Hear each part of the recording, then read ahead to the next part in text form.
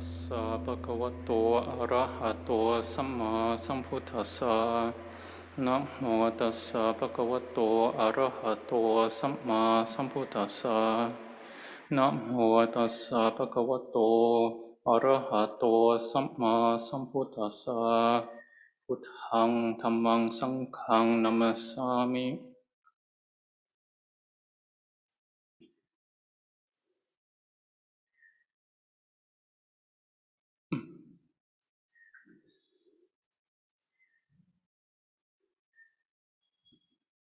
Today is the 8th day and last day of this meditation retreat. So I guess I have the good fortune or opportunity to give a few words in this, I think, last formal Dhamma talk for this retreat. So firstly,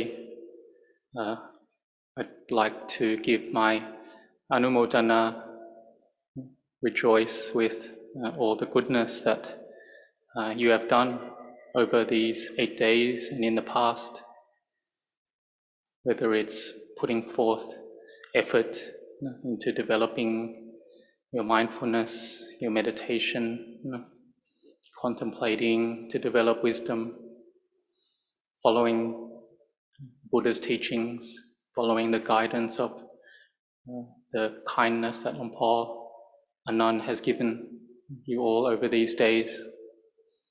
So that's something to be very proud of.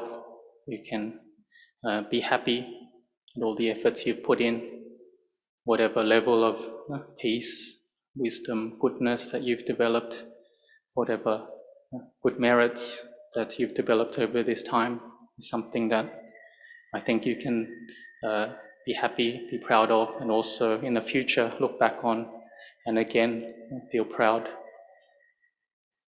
It's an online retreat, and some people may think that it's not the same as coming to the monastery and doing the retreat. I'm sure all of you have gained much from this. Also give my anumodana to, I guess, the many organizers and helpers that have allowed this retreat to happen. Not only the ones online, but the organizers there, translators, but also the people and monks here as well who've sacrificed their time to enable this to happen. But it's not just only this period that all these causes have had to be put in, but we can even go back further. There's many people who've come for this retreat when it was only a physical retreat, I think for 2 or 3 years, and maybe the group was only 20 or so, but because of that, their effort and endurance and goodwill, wanting to come to a retreat here, Paul himself gave that opportunity to happen, and so you can say it naturally led to a retreat like this. And also, I guess the many people have supported this place, supported the monks here, so that they can practice the Dhamma Vinaya here in this monastery fully, and that comes from the daily support as well of the people, the villagers, people overseas as well. So all this is a very good merit, you could say, merit and goodness, and this is the one who does it, the one who receives that merit. So the Buddha told us that we shouldn't overlook even the smallest amount of merit, because this merit is similar to pouring drops in a water jar. Slowly but surely, when we pour water in there, then it will get full. So we shouldn't think that this merit won't come to me. But the Buddha said a wise person will build merit, will continually build merit and make it full. And this merit is something that, we shouldn't overlook, even though we want to get to the higher stages of the practice. Just these small amounts of goodness can really brighten up, whether it's our lives, people around us, or even in very difficult times. I heard a story of this man who they call the happiest man on earth. Well, that's his book anyway. And apparently he just passed away at the age of 101 years old in Sydney, so where the monastery I'm staying at is. But he was a Jew in the experienced the Nazi concentration camps. Was in the Auschwitz concentration camp. So for the whole war, World War II, he was in there, but he was able to survive. And something that really struck me was what he said is that the reason he was able to survive was because he could see just a small amount of goodness in people. And so that maybe the people that he was also in the concentration camp with said that sometimes he had one friend that would leave just small, tiny gifts every now and then, and that would revive his faith in goodness, in, we could call it merit as well, or humanity. And he said this gave him the will to live on, and he really did. And he could see that other people who couldn't see that goodness, could only see the evil in others, wouldn't be able to make it, wouldn't able to be continue on and live on. So he also said that if he was going to live on, then he wouldn't want to live on with doing any evil or anything unskillful. Otherwise, it wouldn't be worth it. He might be free, but the remorse, the bad he would feel from doing things that he would regret against his conscience, wouldn't make it worth it. So he could, I guess, proudly say that he could keep his goodness. And he was also able to see the people around him that even though they seemed very evil and doing evil things, but he didn't blame them and just said that they were too weak to the evil and bad inside them. This is similar to what the Kruba Ajahns or what Luang Por has said as well. We may see people around us and they do unskillful things, and whether we blame them, fault them, or maybe we just say that they're too weak against their defilements, their mental defilements, greed, hatred, delusion. So in that way we can separate then the person from those defilements. If they knew any better, they wouldn't do that. If they knew the harm, the karma, the bad karma that comes from following the defilements, then they wouldn't do it. And so you can say we're all very fortunate to have the Buddha's teachings, have a firm faith and confidence and right view in the law of karma, good karma, bad karma, faith in that there are those beings that have attained to the noble paths and fruits, to Nibbana. We have faith, we have homage, we have refuge in the Buddha, Dhamma, Sangha. And so all this is our basic right view, and we could say fundamental right view then. And all this goodness then develops from this. Like you can see, you've come here today. So this goodness and this merit is something that one shouldn't overlook. Just this morning, I saw this couple, this woman and her husband, who were offering food, and they'd make food inside the monastery. If people had been to this meditation retreat years ago when it was only here, this was a couple that they would, the people on the retreat, because maybe there might not be enough food in the monastery, they would pay this couple to provide the food for them over that period, 8 days or so. And so this lady She said she had to go in the morning, go to the market, buy the food, come to the monastery early, cook the food, give it to the people, prepare it, and after she finished cleaning up, etc., then she'd have to go home and prepare again for the next day. And she would do that, and I have to stay up late doing that, and next morning do it again. And after the end of these 8-10 days, I remember I was in the office here, and this lady and man, right after the retreat had finished, they took the money they had got from the services, the food they had bought and provided, and they donated half of that already away. I don't know how much was profit or whatnot, but yeah, that really struck me, that ability to, I guess, sacrifice, just that thinking of something good like that really can be profound. And she could do that so easily with her faith and confidence. And this is a woman that she said, you might have seen on the previous Friday sessions, that they interviewed her, and during the COVID period, she'd give out food to whoever came at the end of her work day freely. Anyone could just come, and whatever food was left over, she'd just give it away. Just like that. This we can call chaga, a generous heart, freely gives generously without, nothing, without wanting anything in return.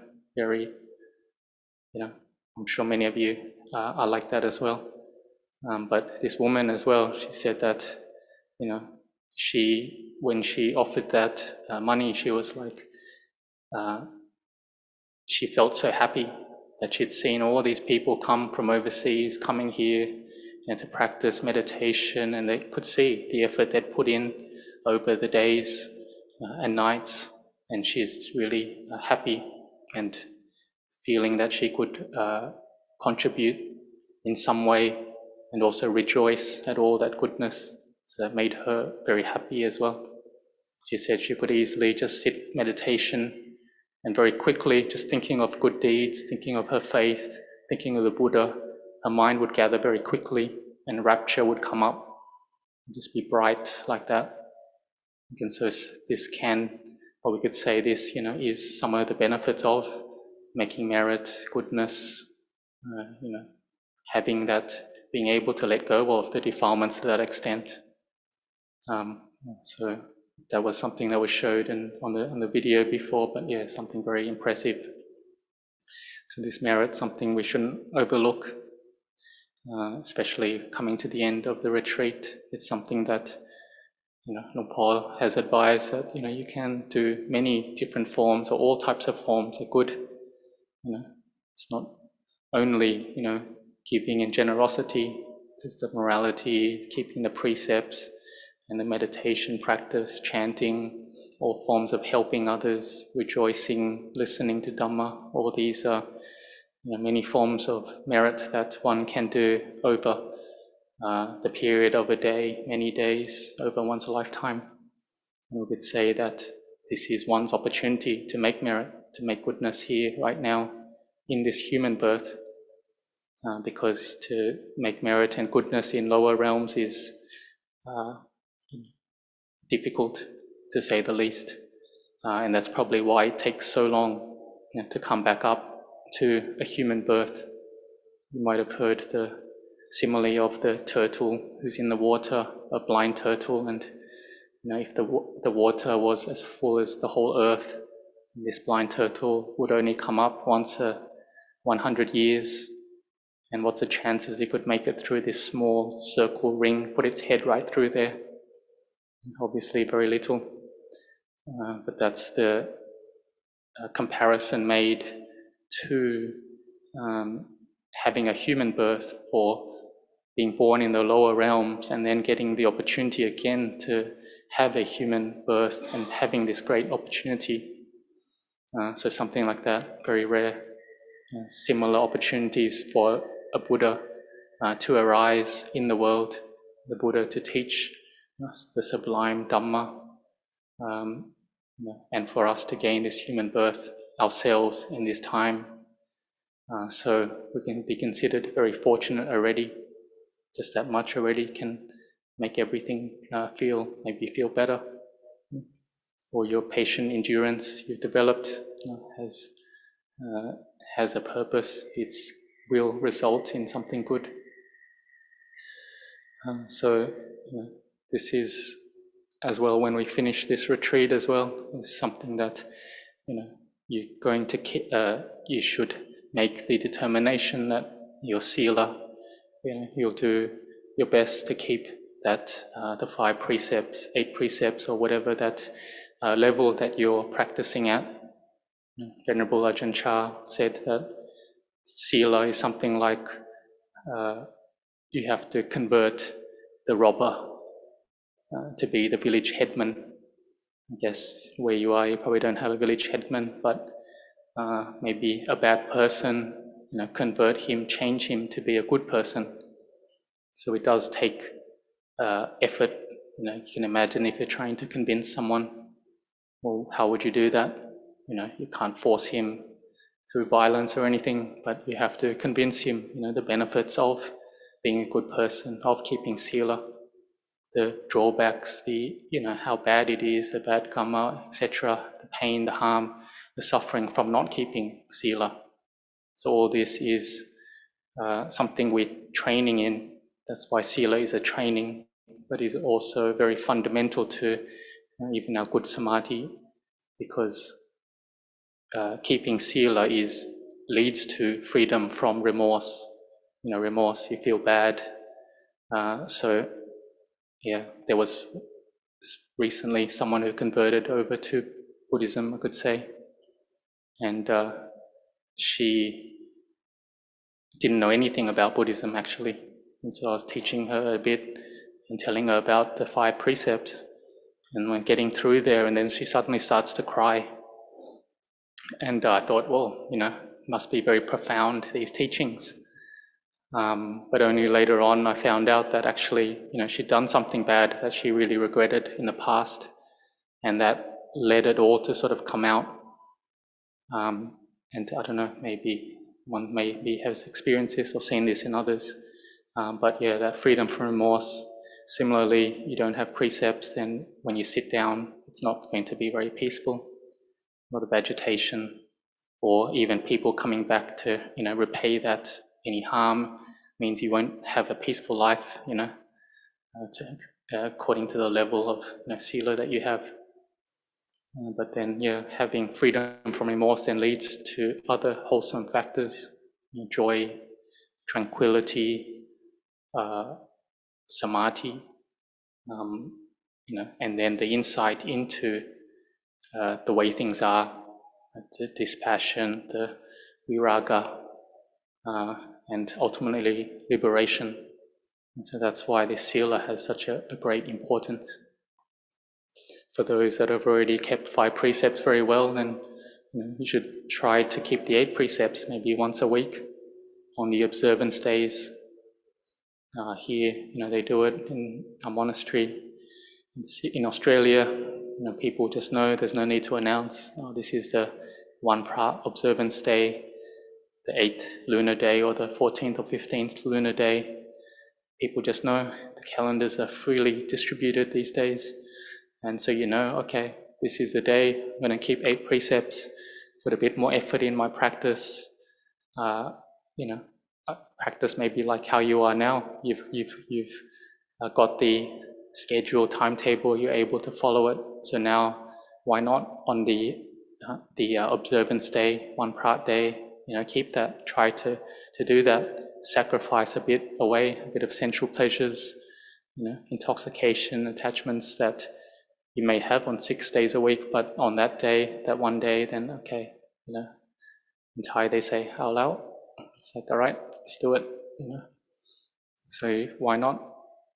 And apparently in one of the suttas as well, it says that on these days, these observance days, 8th, 14th, 15th observance day, lunar day, the assistance of the 4 great kings, Jatu Maharajika, come survey the world, have a look, are people keeping the 8 precepts or not? Are they respecting their mother, father, the ascetics, Brahmins, the elders in the family? And if they saw that, they're putting effort in their practice, keeping 8 precepts, then they'd be very happy, and they'd go back and report this to the 4 great kings and say, happily, they're keeping the observance day well. This means that there's going to be more Dewas born. So they're very happy because their hordes of Dewas, or the maybe community of Dewas, will grow, and the lower realms will shrink. So in that way, they feel very happy. And they then again report this to apparently Saka, King Saka, the head of the Tawatingsa realm, and he'd also be very happy to hear.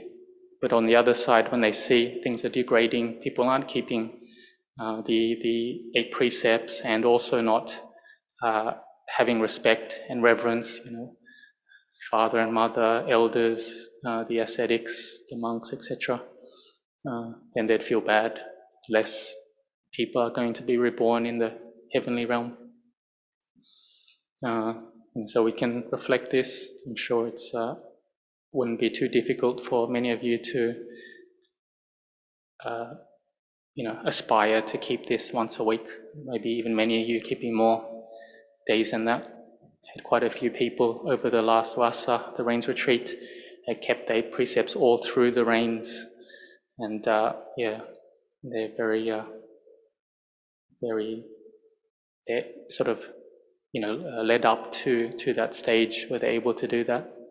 And now in their 10th anniversary, we're having in the monastery, having a short-term ordination of Mechis, these white-robed nuns, and many of them a few of them who could keep the 8 precepts over that rains retreat now want to sort of try to practice a further or higher nekkhamma, renunciation. And obviously they still have family lives, etc., but they want to do that. And sort of it is like an ordination going forth and sacrifice, you could say. And so keep sila, 5 precepts, 8 precepts. And I guess many of you have practiced over this period.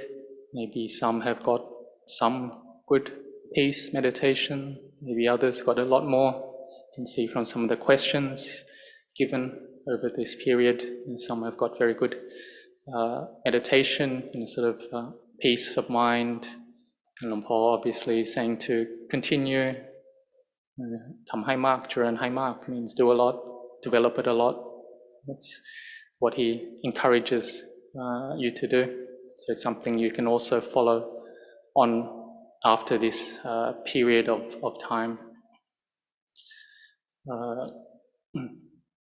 So I guess also from some of the questions, maybe you do see that some, I guess, are putting forth effort over the 8-day period, but kind of wanting results.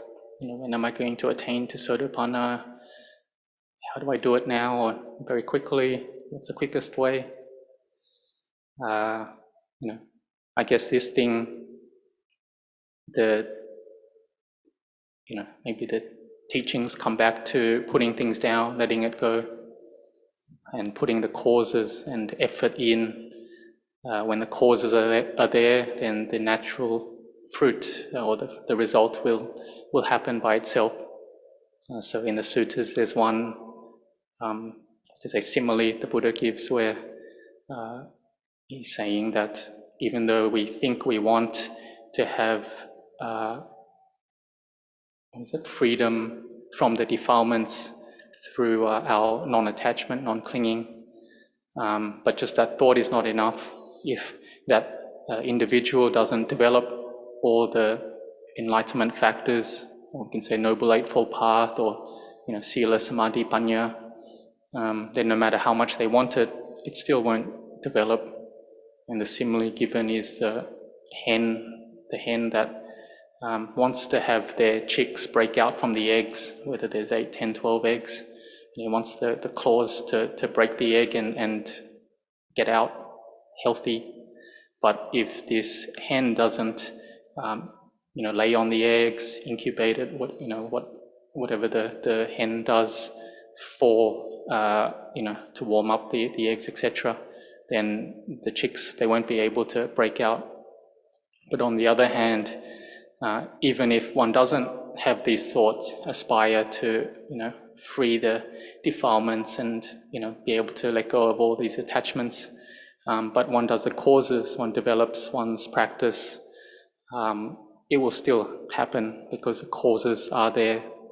And the same way, if the hen does what it has to do, lays on top of the eggs, etc., and then even if she doesn't think that may the chicks break out of these eggs, they still will.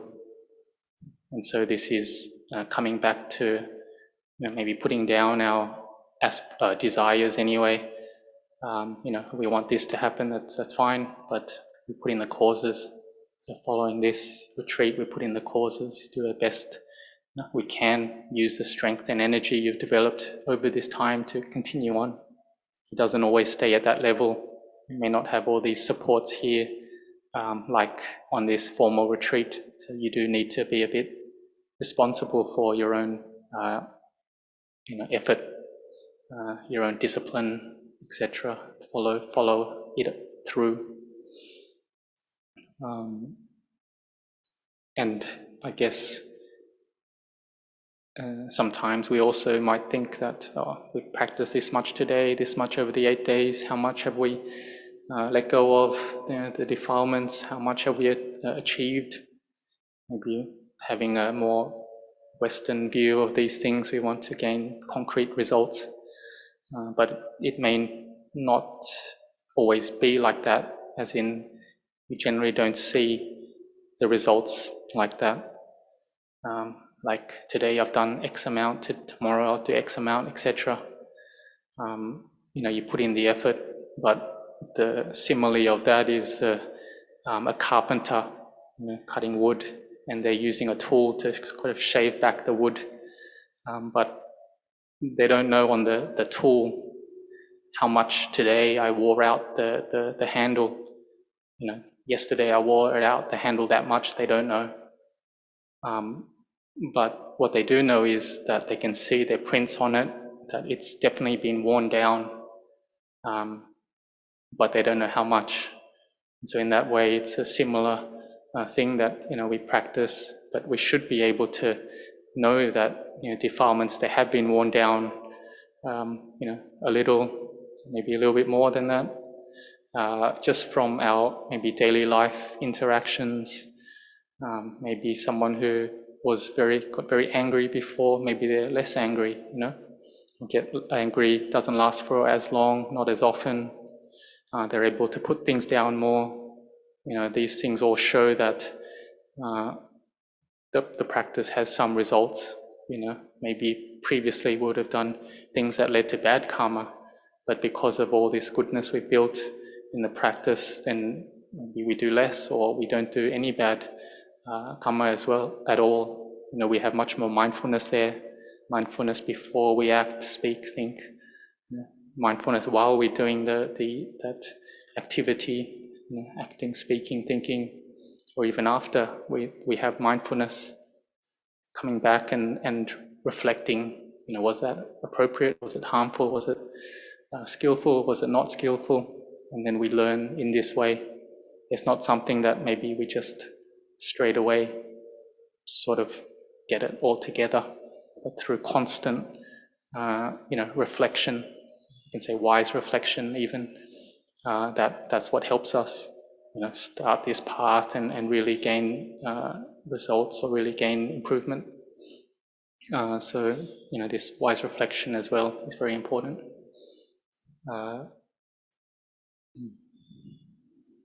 So, we develop ourselves and like this.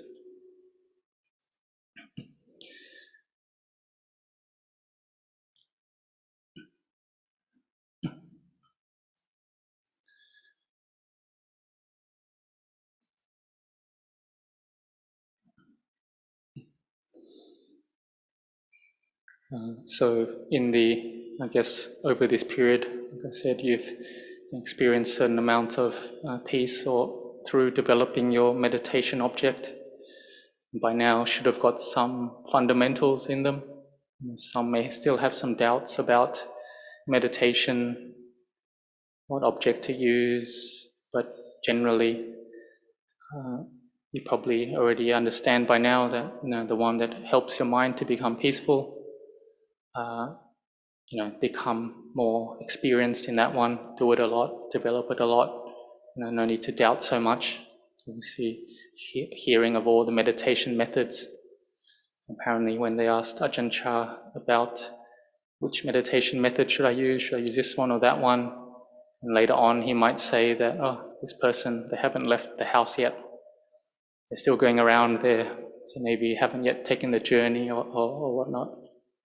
But I'm sure all of you got some experience, so you develop that. Keep going like that. Ajahn Chah would use the simile. It's like a child that is crying. If this child is crying, what do you do? He said you can try to give it a balloon. You give it a balloon, and if the child gets sort of engrossed in it, then it stops crying. It starts to play with this, it's engrossed in this balloon. And this is a simile for like the mind. Mind's all chaotic, thinking here and there, not settled. But you give it the meditation object, whether it's the breath, Buddha, certain recollections, and the mind becomes more peaceful. And then this is like, the other, they say, preoccupations or objects around, they don't come in as usual, and the mind gathers in stillness. So this is peace arising because of our meditation object, our mindfulness with it in a continuous way. So this is, they call samatha, which you've obviously heard over the days. But he would say, Ajahn Chah would also say that this is the peace on the level of a child playing with a balloon. That he said it's kind of like samatha or samadhi is a bit like this. 2 days you're peaceful, and then 3 days you're not. 3 days you're peaceful, 2 days you're not. Kind of like that. So it has its causes, and you have to keep developing it. But Ajahn Chah said that this kid, this child, he doesn't think about, what about this balloon? Is it going to pop, burst? What's its nature? What is it like? So he keeps playing with it. But if that balloon bursts, then they cry. They suffer. But the one who's developing, that wisdom will investigate it, see it as according to its true nature, impermanent, anicca, dukkha, anatta. It's unsatisfactory, it has to burst. So Ajahn Chah would say it's like the balloon is of the nature to burst, because one day it will burst. And he said knowing this way is like the clear knowing, and it's like the heart gets separated from that balloon or that object. And so it has that wisdom there to know things clearly. But of course, if the heart is with that balloon, then when the balloon breaks, then you cry. And that's, I guess, normal. But from that simile, then we can kind of understand about samatha, vipassana, insight, meditation, which Silom Pa's guiding us in, teaching us about contemplating in these ways to see more clearly into it, into the Dhamma, into the truth. So you could say that you might have heard a similar teaching like that of, the cup, where Ajahn Chah would take a cup and say, is this cup broken? He'd take this one. Is this cup already broken? And the monks would say, no, it's not broken. Obviously it's not broken. But he would say, well, you have to see it as broken, because one day it will break. So that's that sort of insight that we can see for material objects. And obviously a cup is maybe not such a big deal, but the more we hold on and attach to it, the more that we would suffer over it breaking. And this teaching as well, I guess, sounds quite simple, but in a way it's not. I remember teaching this to some new people who came, some sort of Australians who came, and teaching them this, thought it would be a good idea, simple to understand. And they sort of said, oh,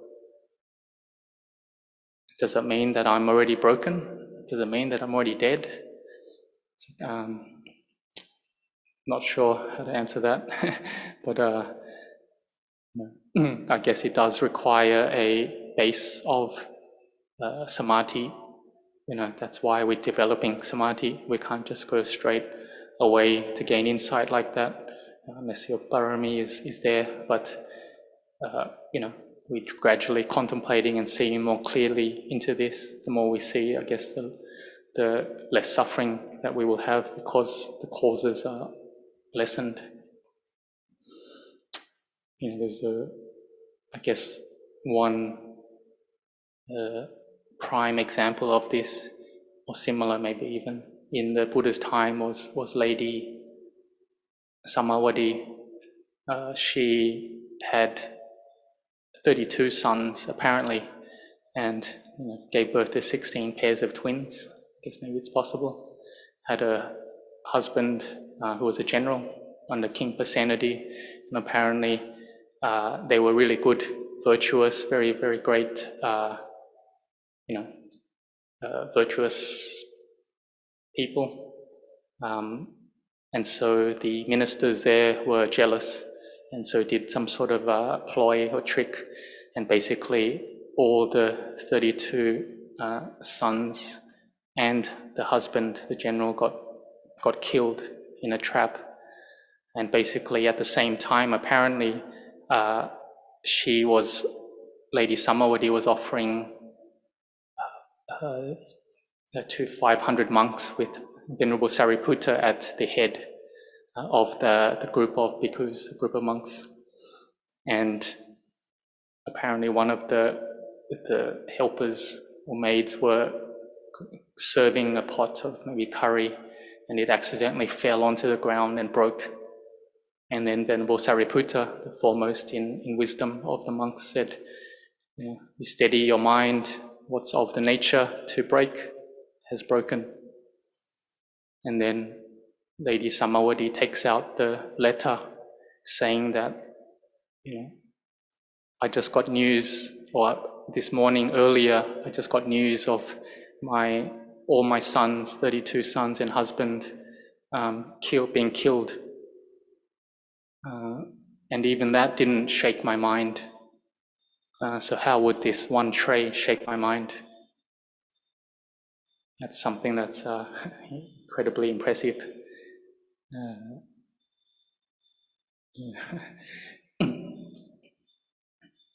To have that level of Dhamma or wisdom or even equanimity, let's say the equanimity right there.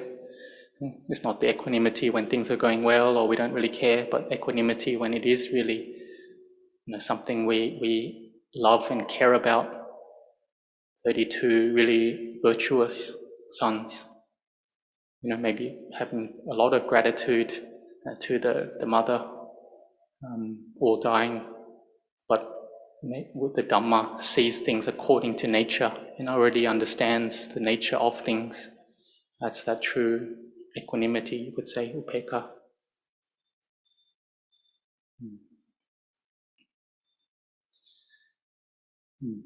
That's one, I guess, contemplation that we can have.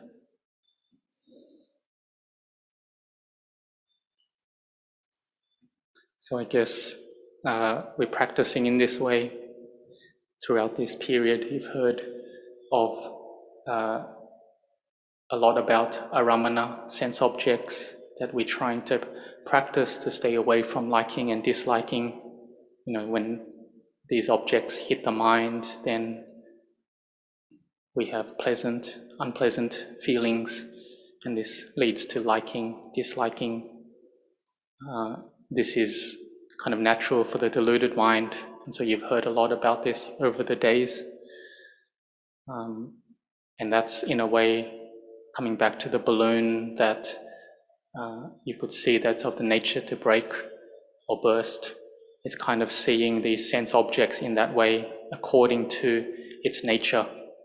And this is where we need to contemplate, and really the practice, comes down to this, or over a long period of time, this is how we're going to practice. There was once when I remember, I think when we opened the monastery back in Sydney, we had a temporary ordination of novices. There was this one novice who he liked to study the Abhidhamma. It's quite an old man, but he ordained as a novice. And he was very happy that usually he would carry a whole backpack around of books, suttas, Abhidhamma. But now he said, I could have it all in an iPad. So it's easier for him to carry it around now. So Luang Anan was visiting or leading the ceremony as well around that period for the opening. And this novice asked Luang Por, how many, I can't quite remember how many Jetasikas there are. Was it 50 or 48? So Jetasikas are like sort of mental states that coming up, that arise with the chitta, with the mind. And so he asked this, and Luang Por said to him, I can't quite remember. And he told him, when your mind, when you receive any sense object, any aramana, any sense object, that's right there. You got to put all your mindfulness, throw your mindfulness in, and to be able to let that go, not let the mind go to liking or disliking or attraction, aversion. This is right there. That's where you practice. And this sounds like, to me, we get a bit caught up in a lot of the descriptions, the suttas, terminology, which is what, khandhas, sankharas, and all this. But really, it's the clear seeing and the knowing into that, being able to do that, or you would say, having that mindfulness and wisdom there at that time, when we have that contact, when we have the feelings, pleasurable, painful arise, do we have mindfulness at that point or not? Once, I think Paul was even teaching me as well. I remember there was once we were going in a van coming back to the monastery. I think we'd just come back from an overseas sort of teaching, going back to the monastery, and he would, just sort of, I was sitting in the front. Actually, I remember sitting in the front, and he was sitting in the second row of this van, and then this car speeds up and then cuts us off, and then keeps speeding, cuts everyone off really dangerously. I thought I'd be quite maybe smart in a way to tell the driver, don't worry, this guy's a crazy guy, just going to get some bad karma himself. My idea was that I could let him put this down to so he wouldn't get angry.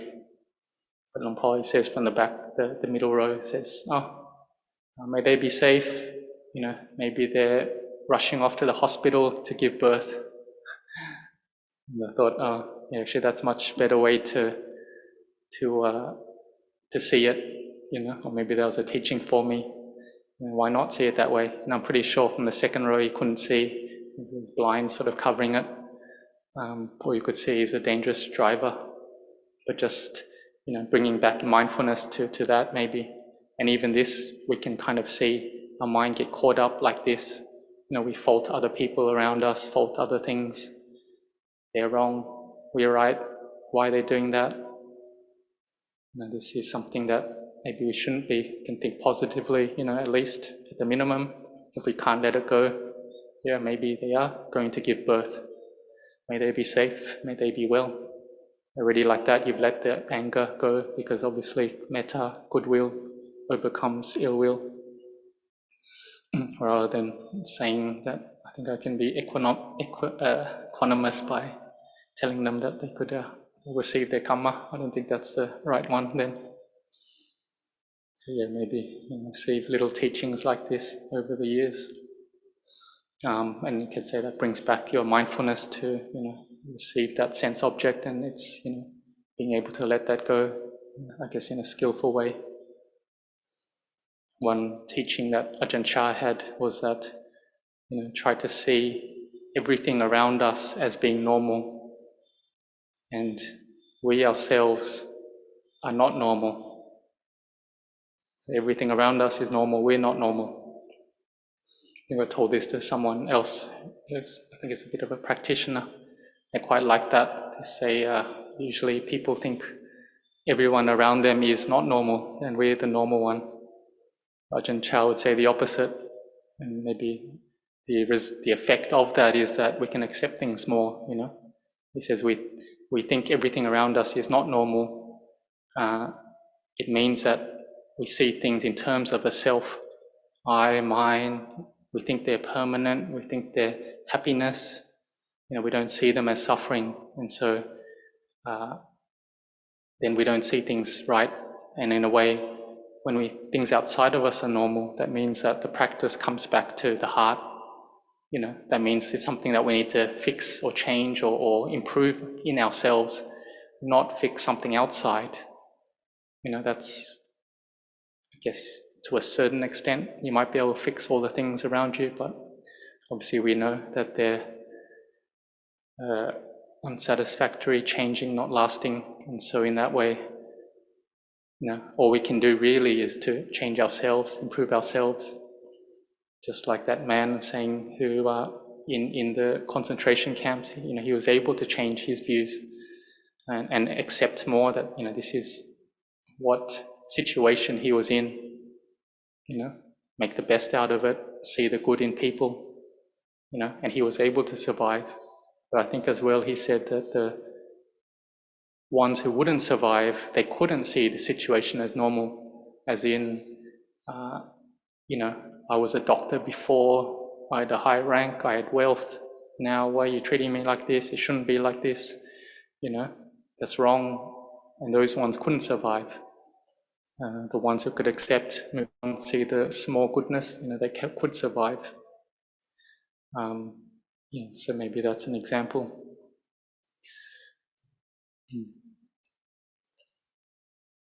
So this comes to, I think, the heart of the practice. So we'll find many opportunities in order to practice this sort of seeing outside things as normal, seeing inside as not normal.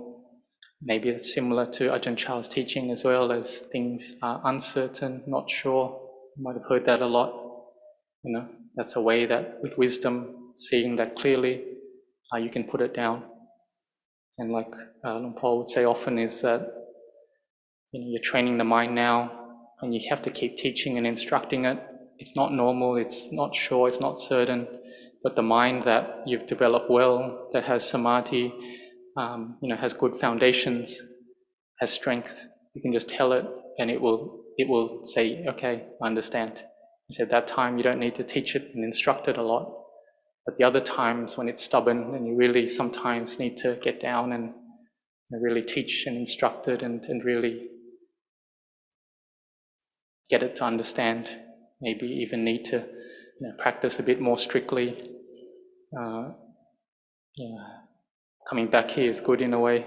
Meet some of the other monks that ordained around the similar time, recollecting some of the days where we take our umbrellas, our glots, and put it up at the back of this dyeing shed in the forest here. There's a few of us, I think it was very early on, maybe first vasa or not. This man that he was temporarily ordained at that time, he practiced there as well.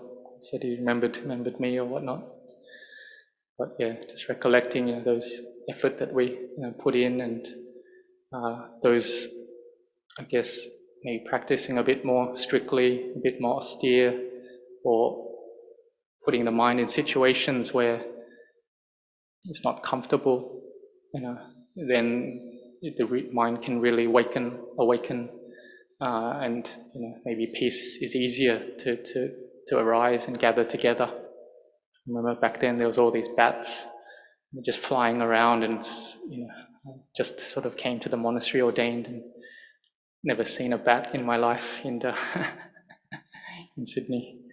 So seeing all these bats flying around, it's really have to gather in the mind, and if any fear, come back to Buddha, and you don't want to walk, don't want to get out from your little platform, but you force yourself to get up and put the candle on and walk back and forth, and that's when the mind starts to listen a bit more, gather together. It's you can experience as well. One day you have the opportunity, you can come to practice here in the monastery. I'm sure that may be a good experience as well.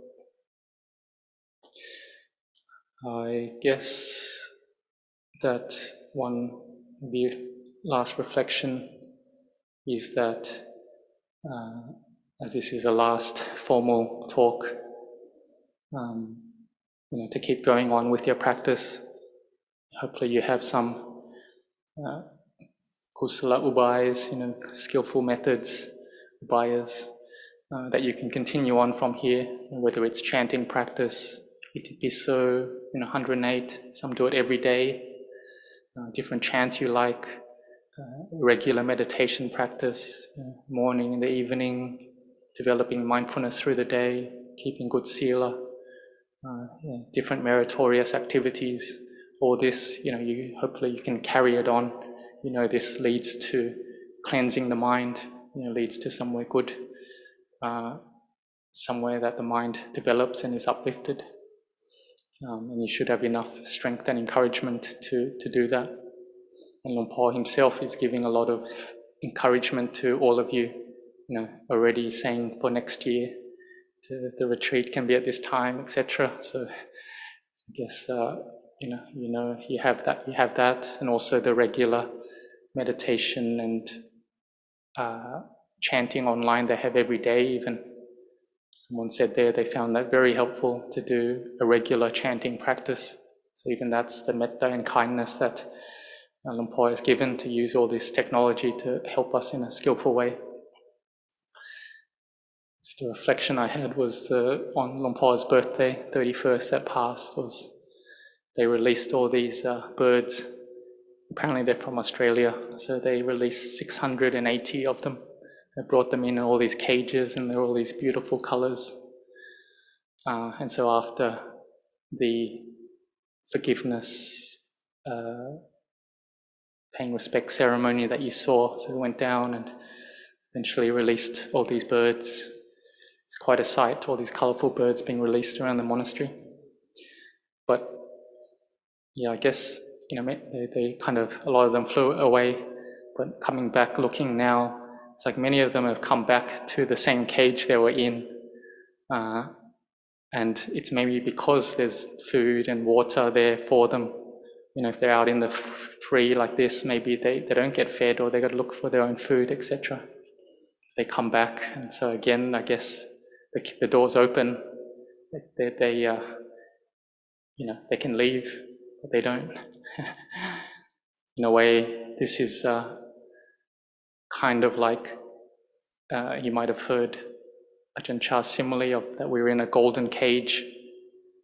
So whether we're rich, we're poor, we're pleasure, pain,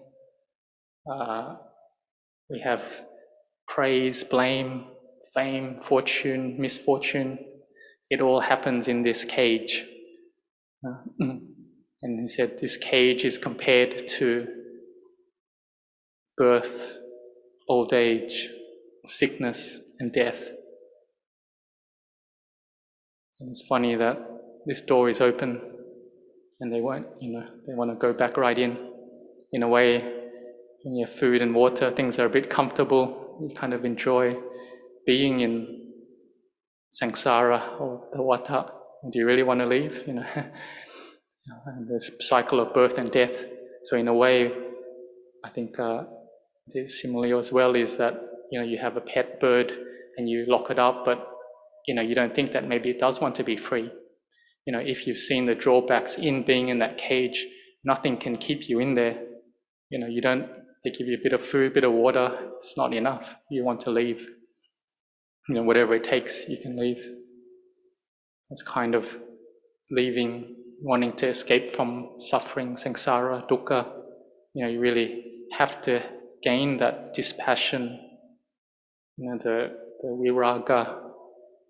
This, dispassion is a I don't know, maybe it doesn't sound so good in English or whatnot, but that's the feeling you get when you see clearly into, form as being impermanent, unsatisfactory, not a self.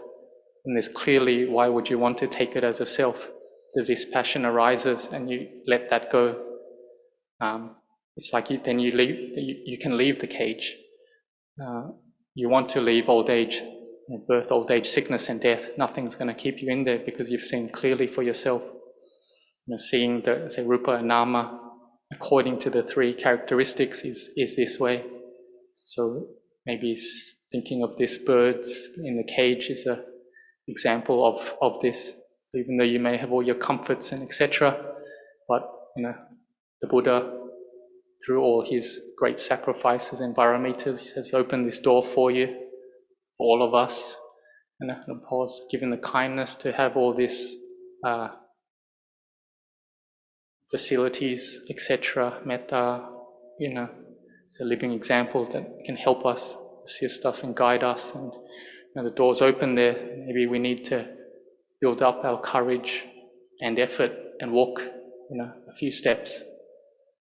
Really get those wings out and fly, take off, But I guess it can be scary when you're used to that cage and it's very comfortable and nice, etc. You got your children, grandchildren, family, etc. But just at least developing the path, sila, samadhi, panya, trying to see more clearly, putting effort in, not getting discouraged. And when the mind has strength, contemplate correctly, see clearly, then that dispassion can arise. And this is, I guess, where they say the mind separates from the objects, the mind objects, the sense objects. And when Paul said, the mind is one thing, the objects is another thing, that's like, it's separated. It's kind of similar to the simile of the line that's drawn in stone. So in the beginning, we kind of begin like that, the line's drawn in stone. When sense object hits, it stays a long time. Or they use the simile of anger arises often and for a long time. But there's the line drawn in the sand, which doesn't last as long. So it comes up often, but doesn't last as long. But there's also the line drawn in water, which vanishes immediately. And this is like the anger that says, apparently someone's getting angry at you and upset and takes it out on you, but you don't have any anger back. You have perfectly, friendly, you can greet them fine. That's something that's a line drawn in water. And I guess this is also one of the, I can say, probably most impressive thing with Lumpur that I've experienced over all these years, staying close and attending on him for many years. Just that, those kilesas don't arise when the line's drawn in water like that. There's no greed, hatred, delusion there to arise. When things are seen clearly, arise and they pass away.